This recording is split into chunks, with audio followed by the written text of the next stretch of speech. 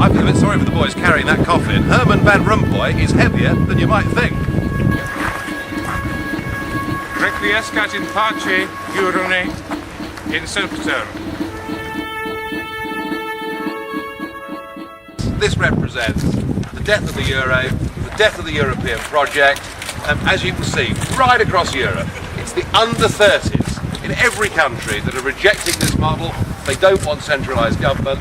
And frankly, in that room over there, the lunatics really have taken over the asylum. Another 120 billion euros to bail out Greece, a country that's already deeply indebted.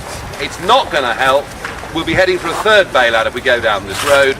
And I very much hope, for the sake of Greece and for the sake of the Northern European countries that are paying into this, that the Greek Parliament on Tuesday rejects the package. We see a default within the next few weeks and Greece can get back to having her own currency, having a devaluation, rescheduling her debt, and then putting in place a sensible austerity package to put herself back on track.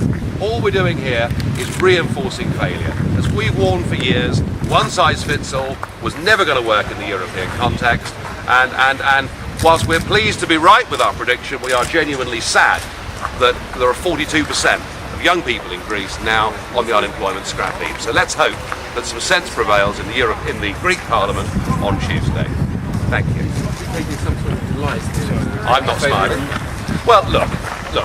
We had our own experience of this 20 years ago. It was called the exchange rate mechanism. It led to record bankruptcies, record house repossessions, and 1 million people unnecessarily being put on the unemployment register. That warned us off joining the euro, but we're now seeing the same thing being played out in Greece, Portugal, to some extent in Ireland. And if you look at the bond markets, they're telling you that actually Spain is the next one. This whole project isn't going to work. It was always about politics. They thought they'd create the euro and a European government would follow shortly thereafter. But you can't build a European state without consent, and that consent pretty clearly isn't there. Hang on, they'll muddle through, won't they, Mr Farage? The euro won't collapse, it will survive. Maybe it'll lose 1 or 2 members. You're being far too optimistic from your point of view. Well, the euro is not going to survive in its current configuration. It will be, I'm sure we're going to see countries peeling off. It may become in a few years' time the Greater Deutschmark zone, and that is quite possible. But there's absolutely no prospect of Barroso and Van Rompuy being right that Greece is going to stay part of this eurozone. Default is inevitable. Well, surely if that happens, if what you want happens, there will be turmoil throughout Europe, banks going bust. This is going to have huge consequences for the people of Europe. Well, shouldn't we be doing our best to help the Greeks? Well, what we should not be doing is reinforcing the Greeks inside an economic prison, because that's where they are now, and all this bailout does is to try and keep them there. What is happening on the streets of Greece is people are saying, you've robbed us of our democracy, you've taken away our ability to govern ourselves, and when you do that, people, I'm afraid, turn towards violence. So what we want is to get democracy back into these countries, for them to have their own currencies, and that in the end is what's going to happen.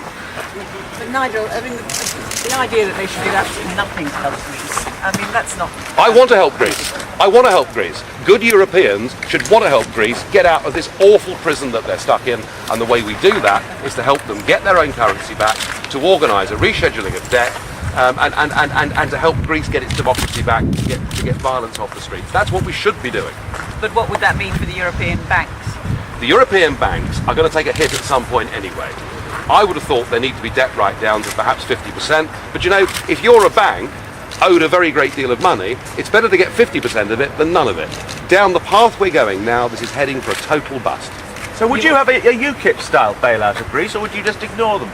No, we are very good Europeans in UKIP. We want to live in a Europe where we work together, trade together, and I want to help Greece get back on her own 2 feet, rather as the Icelandic people have done, and that's what we should do. But would you lend them more money at all? Well, we've already, of course, David Cameron already, of course, has committed 12 billion sterling to the bailout fund already, with Portugal, with Ireland, and with our contributions through the IMF. I would say we shouldn't put a penny piece into any more bailouts, either through the EU or through the IMF. But if it came to us providing some help to a friendly country to get back on their own 2 feet, I wouldn't object to that. Nigel, can I just ask you, David Cameron is presenting what he negotiated last night as a significant victory, that he's got assurances that no money from the mechanism will be used. Do you buy that? Does David Cameron think we're all stupid? He has already committed the British to 12 billion sterling of bailouts for this failing euro project. The fact he didn't put any more directly into it yesterday, I don't think is a very positive thing. We're already given far more than we ought to have done, and there are other things happening inside there apart from Greece. I want to know, what's he doing about a common EU asylum policy, and is he going to veto a transaction tax on every trade that takes place in the City of London? They're the answers that we want. Nigel, can I Yeah, okay, it should be all right then, shouldn't it? in terms of this Get is some wide shots, I think. you know what you're saying today, but clearly, you know, there are serious problems for the Europe-wide economy if this bailout is to go ahead. Look, of course, when Greece defaults, it's going to have very serious implications for the banks, particularly the French banks who've lent very heavily to Greece. But the alternative to that is to pour in yet another 120 billion and to head inevitably down the road towards a third bailout. All we're doing by continuing with this policy is making sure that when the bus comes, it's even bigger than it is now.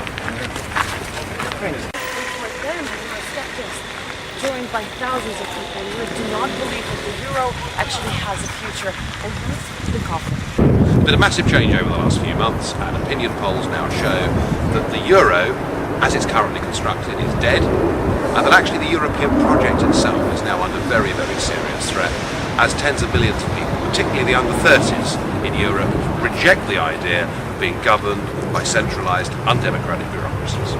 What do you think about the new plan for Greece? If you read the newspapers, the leaders seem to be unanimous in saying that the country is salvaged, everything's going to be fine. It just takes time, they say, 7 to 8 years at the least. The leaders are unanimously wrong again. They've been wrong about Greece from the very start. She should never have been allowed to join the euro in the first place. She wasn't suited to it. They were wrong to bail her out first time. They're wrong to try and bail her out the second time. And if the Greek Parliament on Tuesday accepts this package, then this time next year I'll be talking to you and there'll be a third bailout. The fundamentals are that Greece is now bust. Her debts are so big she cannot possibly hope to repay them. At some point there is going to be a default, and whilst I accept that that's unpleasant because European banks, French ones in particular, are going to lose money, it's better to take the loss now rather than to force an indebted country to take another 120 billion euros worth of debt. It is completely wrong and mad. Do you believe that if this bailout does not go through and Greece does not default, then basically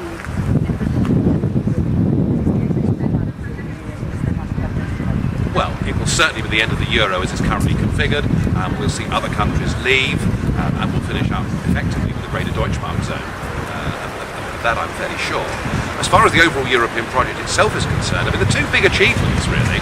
One has been the introduction of the euro, the other has been the free movement of peoples, and in particular the Schengen area, and as we saw a couple of weeks ago, the Danes have effectively torn that up too.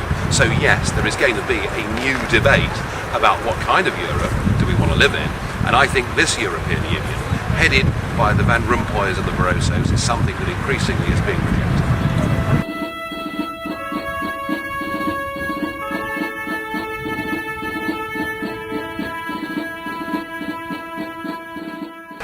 You are like everybody says.